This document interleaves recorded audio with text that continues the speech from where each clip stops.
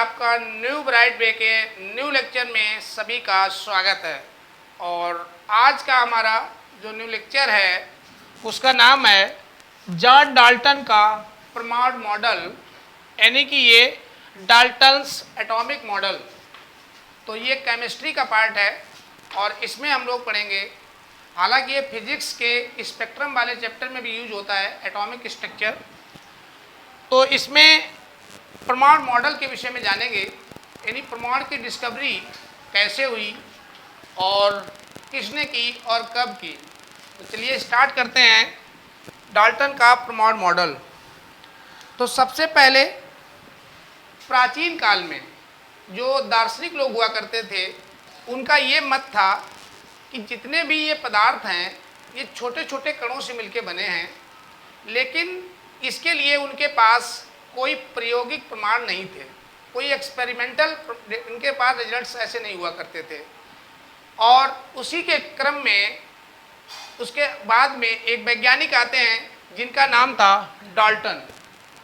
तो डाल्टन ने सबसे पहले परमाणु की खोज की।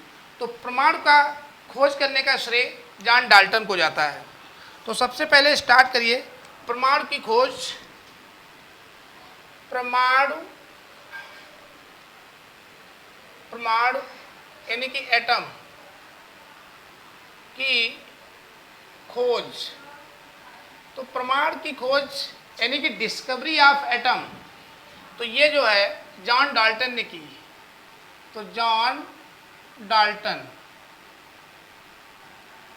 डाल्टन ने परमाणु की खोज की और ये काम इन्होंने जो है 1808 ईस्वी में किया। तो 1808 ईस्वी में परमाणु की खोज की और उसी समय इन्होंने एक परमाणु मॉडल दिया। परमाणु मॉडल का मतलब होता है कि परमाणु के विषय में अपने विचार व्यक्त करना कि परमाणु कैसा है, उसका स्ट्रक्चर कैसा है, उसकी बनावट कैसी है, उसके फंक्शंस क्या हैं। तो उसी को परमाणु मॉडल कहा जाता है। यानी परमाणु के विषय में जो वैज्ञानिक अपने विचार व्यक्त करता है वो उसी वैज्ञानिक का परमाणु मॉडल कहलाता है। अब चूंकि यहाँ पे डाल्टन का है तो ये पहला परमाणु मॉडल है, क्योंकि परमाणु की खोज करने का श्रेय भी उन्हीं को जाता है। तो डाल्टन का परमाणु मॉडल कहलाएगा। अब क्या है ये परमाणु मॉडल, इसको हम क्रम से विधिवत समझते हैं। तो सबसे पहले इन्होंने कि कोई भी पदार्थ है, ऐसे कोई पदार्थ है और इस पदार्थ को हम लोग मैटर कहते हैं या सब्सटेंस कहते हैं। तो किसी भी पदार्थ को जब आप तोड़ोगे तो तोड़ने से, ये पदार्थ को तोड़ेंगे, यहाँ पे लिख लीजिए तोड़ना या तोड़ने से। तो पदार्थ को इन्होंने जब तोड़ा तो उससे जो है अणु प्राप्त हुए। तो उससे अणु प्राप्त हुए। अणु को मॉलिक्यूल कहते हैं। अणु को मॉलिक्यूल कहते हैं, मॉलिक्यूल। तो जब पदार्थ को तोड़ा जाता है तो फिर वो अणुओं में टूटता है और अणु के बाद में फिर अणु को जब तोड़ा गया फिर से, तो अणु को जब फिर से पुनः तोड़ा तो परमाणु प्राप्त हुआ। तो परमाणु मिलता है और परमाणु को ही इन्होंने एटम नाम दिया। परमाणु तो ये नाम हिंदी में है तो ये भारतीयों ने दिया, जॉन डाल्टन ने इसको एटम कहा। अब एटम का वास्तविक अर्थ क्या है उनकी भाषा में, जॉन डाल्टन की भाषा में। तो एटम जो होता है, अब इस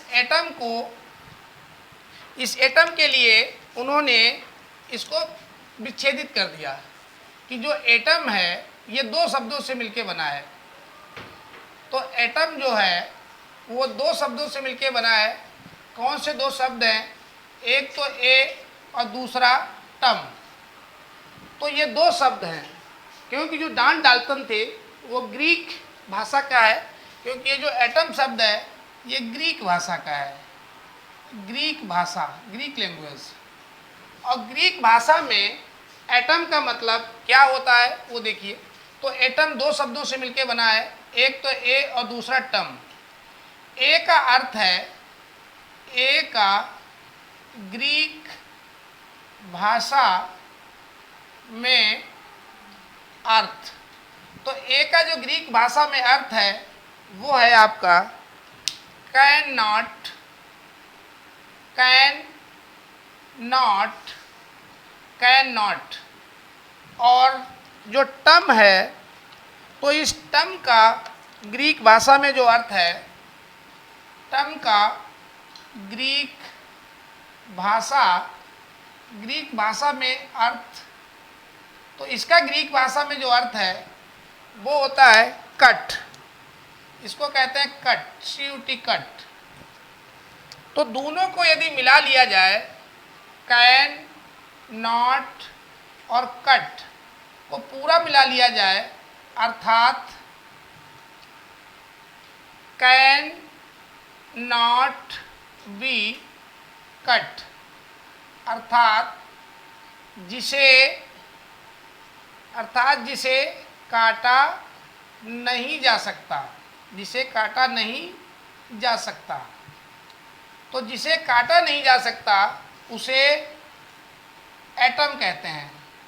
एटम मतलब परमाणु, उसी को परमाणु कहते हैं। तो ये इस तरीके से एटम का नाम आया।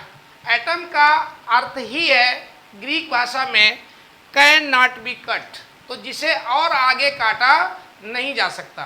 तो जिसको हम और आगे काट नहीं सकते हैं उसी को एटम कहते हैं। तो एटम का ये अर्थ ही है। अब हम इसके विषय में, और जो ये परमाणु है, परमाणु नाम तो हिंदी भाषा में है, तो ये तो भारतीयों ने इसको परमाणु नाम दिया। जॉन डाल्टन के द्वारा इसको एटम कहा गया था। अब इसके विषय में क्या विचार व्यक्त किए हैं वो उनका परमाणु मॉडल कहलाता है। तो यहाँ से जॉन डाल्टन का परमाणु मॉडल, तो इसमें सबसे पहला इन्होंने स्टेटमेंट दिया परमाणु के विषय में, वो इस प्रकार से था कि सभी पदार्थ अति सूक्ष्म कणों से मिलकर बने हैं। तो सभी पदार्थ जितने भी मैटर पाए जाते हैं वो सभी अति सूक्ष्म कण, बहुत छोटे टिनी पार्टिकल से मिलकर बने हैं,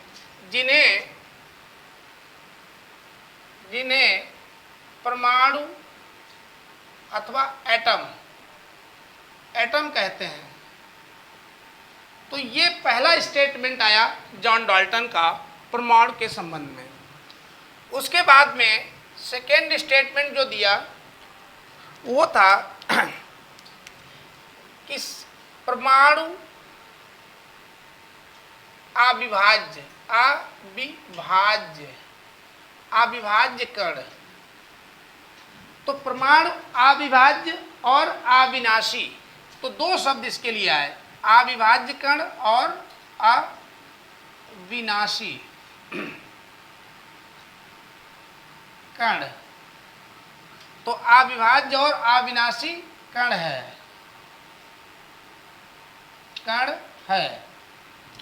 तो इन्होंने बताया कि परमाणु जो है वो अविभाज्य है, यानी कि नॉन डिविजिबल है। अविभाज्य की इंग्लिश होती है नॉन डिविजिबल एंड अविनाशी, यानी कि इसको नष्ट भी नहीं किया जा सकता है। अर्थात परमाणु को ना तो बनाया जा सकता है, किसी भी भौतिक या रासायनिक विधि से परमाणु को आप बना भी नहीं सकते हैं, और परमाणु को आप नष्ट भी नहीं कर सकते हैं। और परमाणु को जब उसको तोड़ा ही नहीं जा सकता है तो उसको ना तो उत्पन्न किया जा सकता है और ना ही बनाया जा सकता है। तो ये इनका स्टेटमेंट आया दूसरा। तीसरा इन्होंने बताया कि सभी रासायनिक अभिक्रियाएं, जितनी भी रासायनिक केमिकल रिएक्शन होती हैं उसमें परमाणु ही भाग लेते हैं और कोई उसमें भाग नहीं लेता है। तो सभी रासायनिक अभिक्रियाओं में परमाणु मतलब एटम ही भाग लेते हैं। तो सभी रासायनिक अभिक्रिया में जितनी ऑल केमिकल रिएक्शन जितनी भी हैं उनमें सब में परमाणु ही पार्टिसिपेट करता है। तो ये इनका तीसरा स्टेटमेंट आया प्रमाण के संबंध में। उसके बाद इन्होंने बताया कि एक ही तत्व के प्रमाण जो हैं, एक ही तत्व के प्रमाण गुणों में और द्रव्यमान में समान होते हैं। तो एक ही तत्व के परमाणु, तत्व को इंग्लिश में एलिमेंट कहा जाता है, एलिमेंट। तो एक ही तत्व के परमाणु, इसके विषय में दो बात बताई। यदि एक ही तत्व के परमाणु हैं तो वो उनके गुणधर्म में, यानी कि गुणों में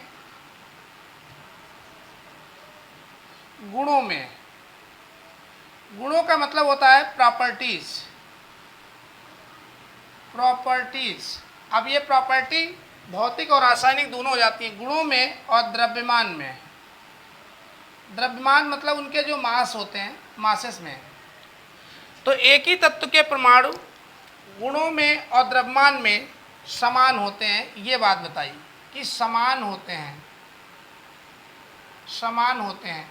तो ये इनका चौथा स्टेटमेंट आया परमाणु के विषय में कि यदि आप एक ही तत्व के परमाणुओं को लेंगे, एक ही प्रकार के एलिमेंट के परमाणुओं को देखेंगे, एक तत्व का मतलब जैसे सोना लिया तो सोना के सारे परमाणु जितने होंगे गोल्ड के, वो सब अपने गुणों में और द्रव्यमान में समान पाए जाएंगे। या हमने कैल्शियम लिया, कैल्शियम तत्व लिया, तो कैल्शियम तत्व के परमाणु आप गुणों में और द्रव्यमान में सब के सब समान होंगे। तो ये इनका कहने का मतलब था, यदि एक ही तत्व के परमाणु होंगे तो वो आपस में सारे गुण, उनकी प्रॉपर्टीज और उनके द्रव्यमान समान होंगे। पांचवा इनका जो स्टेटमेंट आता है जॉन डाल्टन का कि भिन्न भिन्न तत्वों के परमाणु भिन्न भिन्न होते हैं। तो भिन्न भिन्न तत्वों के परमाणु, तो भिन्न भिन्न तत्वों के परमाणु जो है वो गुणों में और द्रव्यमान में समान नहीं होते हैं, भिन्न भिन्न होते हैं। तो भिन्न भिन्न होते हैं, तो ये बताया। अब इसका मतलब ये है कि जैसे एक आपने कैल्शियम का परमाणु लिया, तो कैल्शियम तो Ca2040 ये देखेंगे, और मान लीजिए एक आपने सोडियम का लिया, तो सोडियम मतलब Na1123।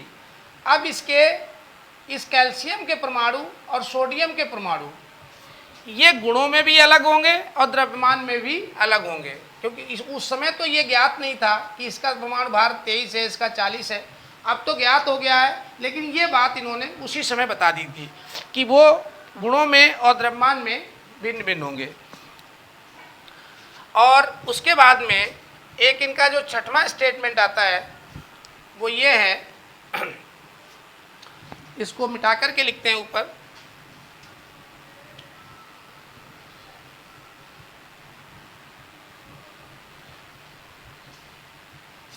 तो छठा स्टेटमेंट जो आया था उसको ऐसे याद रखेंगे 6 वाले को। तो ये था आपका अणु के विषय में। अणु मतलब मॉलिक्यूल। इसमें इन्होंने ये बताया कि यदि समान प्रकार के परमाणु, एक समान प्रकार के परमाणु या एक ही तत्व के परमाणु, एक ही तत्व के परमाणु, वो भी 2 या 2 से अधिक, 2 या 2 से अधिक मिलते हैं या मिलने से अणु बनता है। अणु यानी कि मॉलिक्यूल बनता है, अणु बनता है। तो ये बताया। साथ में एक और बताया यहाँ पे यौगिक के विषय में। तो यौगिक का मतलब होता है कंपाउंड। तो कंपाउंड का भी स्टेटमेंट उन्होंने दिया। उन्होंने कहा यदि दो या 2 से अधिक, 2 या 2 से अधिक भिन्न भिन्न तत्वों के परमाणु, भिन्न भिन्न तत्वों के परमाणु एक निश्चित अनुपात में मिलते हैं या मिलने से यौगिक बनता है। यौगिक यानी कि कंपाउंड बनता है। तो यहाँ पे इस तरीके से उन्होंने अणु यानी कि मॉलिक्यूल्स और यौगिक के विषय में स्टेटमेंट दिया। अब देखिए अणु के लिए यहाँ पे मैं एग्जाम्पल इनके लिख रहा हूँ। पहले अणु का एग्जाम्पल देखिए। अब इसमें कहा गया है कि एक ही तत्व के परमाणु, तो इसमें तत्व जो है वो एक ही रहना चाहिए, तत्व चेंज नहीं होना चाहिए। और परमाणु जो है वो दो या दो से अधिक मिल जाए तो उससे क्या बनेगा, अणु बन जाएगा, मॉलिक्यूल बन जाएगा। जैसे अब मान लेते हैं एक हाइड्रोजन का परमाणु ये है, ये हाइड्रोजन का एक परमाणु हो गया। अब एक ही तत्व के होने चाहिए और दो कम से कम दो हों और अधिक से अधिक कितने भी हो सकते हैं। तो एक ये हो गया, एक दूसरा इसी का ले लीजिए, ये भी हाइड्रोजन का परमाणु है। तो दो हाइड्रोजन के परमाणु ले लेते हैं तो इससे क्या बनता है, H2 बनता है। और H2 यहाँ पे क्या है, हाइड्रोजन का अणु है। तो ये हाइड्रोजन का अणु, तो इसको इंग्लिश में कहेंगे मॉलिक्यूल ऑफ हाइड्रोजन। तो मॉलिक्यूल ऑफ हाइड्रोजन बनता है।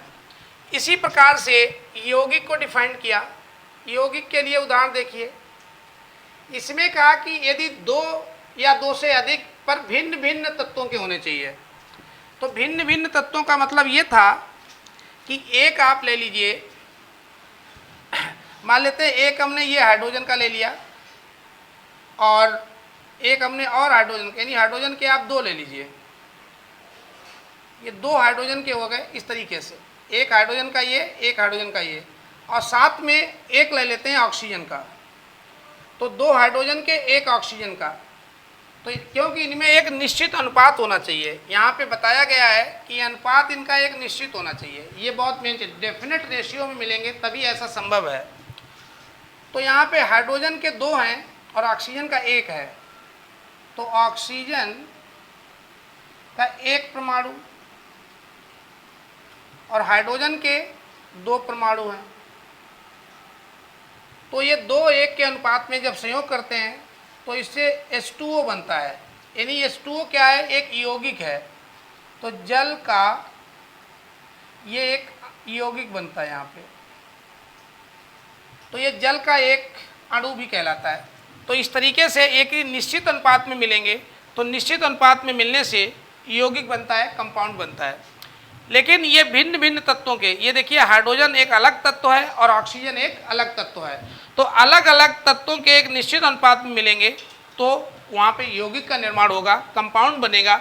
लेकिन एक ही तत्व के यदि परमाणु मिलेंगे तो उससे अणु का निर्माण होता है।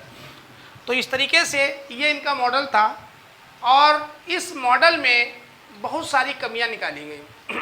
तो जितना इम्पोर्टेंट किसी का मॉडल नहीं होता है वैज्ञानिक का, उससे ज़्यादा उसमें जो लिमिटेशंस यानी कि जो कमियां निकाली जाती हैं वो क्वेश्चंस ज़्यादा पूछे जाते हैं। तो अब हम लोग जानेंगे कि इसमें जॉन डाल्टन के परमाणु मॉडल में कौन कौन सी कमियां या लिमिटेशंस पाई गई।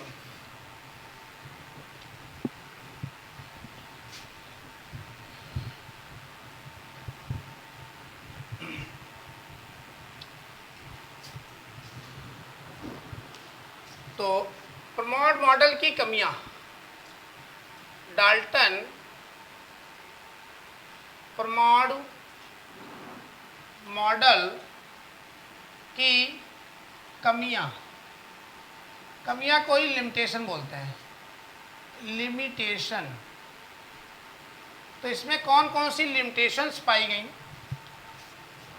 चलिए। तो सबसे पहली इसकी जो कमी थी जिसको ये एक्सप्लेन नहीं कर पाया डाल्टन का परमाणु मॉडल, वो देखिए क्या थी। वो थी एक ही तत्व के परमाणु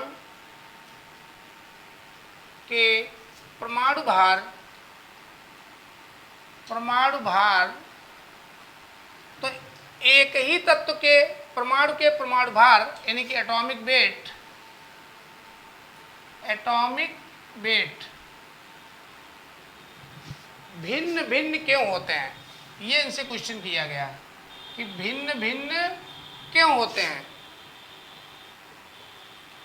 क्यों होते हैं।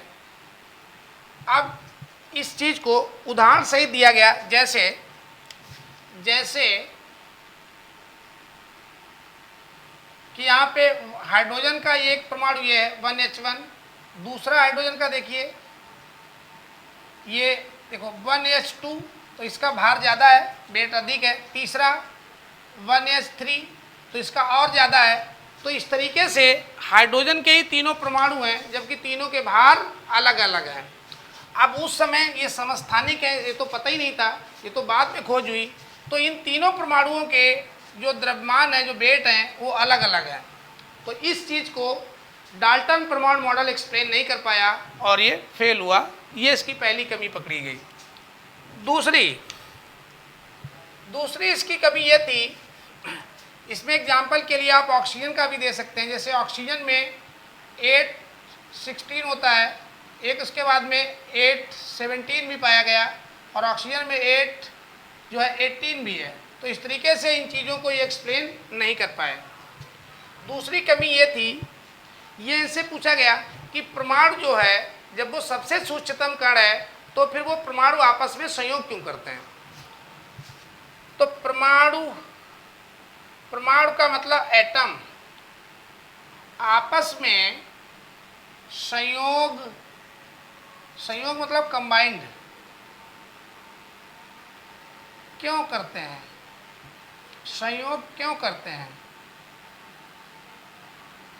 इस चीज को भी डाल्टन का परमाणु मॉडल एक्सप्लेन नहीं कर पाया कि संयोग क्यों करते हैं, क्योंकि उस समय तो पता ही नहीं था कि हर परमाणु स्थायी होना चाहता है, और स्थायी होने के लिए उसकी बाहरी कक्षा में 8 इलेक्ट्रॉनों का होना जरूरी है। ये तो जानकारी बाद में पता चली, केवल हाइड्रोजन और हीलियम 2 से स्थायी हो जाते हैं, बाकी सभी परमाणु स्थायी होने चाहते हैं, और स्थायी होने के लिए उनकी बाहरी कक्षा में 8 इलेक्ट्रॉन होने चाहिए। तो ये जानकारी उस समय इनको थी नहीं, इसलिए ये चीज़ को भी एक्सप्लेन नहीं कर पाए। तीसरी चीज़ इनसे पूछा गया कि परमाणु स्वतंत्र अवस्था में क्यों नहीं रह पाते हैं। परमाणु स्वतंत्र अवस्था यानी कि फ्री स्टेट में क्यों नहीं रह पाते हैं। तो ये इनसे जवाब कि परमाणु जो हैं वो स्वतंत्र अवस्था में क्यों नहीं रह पाते हैं, क्योंकि परमाणु स्वतंत्र अवस्था में इसीलिए रह पाते हैं, वो किसी न किसी से रासायनिक संबंध, केमिकल संबंध, रासायनिक अभिक्रिया कर लेते हैं। लेकिन ये चीज़ की भी जानकारी उस समय इनके पास नहीं थी। चौथी कमी इनको ये बताई गई, पूछी गया, इनको थोड़ा सा डीप दिमाग लगाना पड़ेगा। भिन्न भिन्न तत्वों के परमाणु भिन्न भिन्न क्यों होते हैं, भिन्न भिन्न क्यों होते हैं। कहने का मतलब ये है, जब परमाणु किसी भी पदार्थ का सबसे सूक्ष्मतम कण है तो फिर ये सबके कण तो सबसे सूक्ष्म है, तो एक समान होने चाहिए। तो फिर ये भिन्न भिन्न तत्वों के अलग अलग परमाणु कैसे पाए जाते हैं, इनको समान होना चाहिए था। जब सबसे सूक्ष्मतम कण था ये, तो सभी के लिए सबसे सूक्ष्मतम होगा। तो इस चीज़ को भी ये एक्सप्लेन नहीं कर पाए, और इन्हीं की वजह से ये इनका मॉडल जो है फेल हो गया। इसके बाद में जे थॉमसन का तरबूज मॉडल आएगा, वो आपको हम नेक्स्ट वीडियो में बताएंगे। तब तक के लिए गुड नाइट, बाय।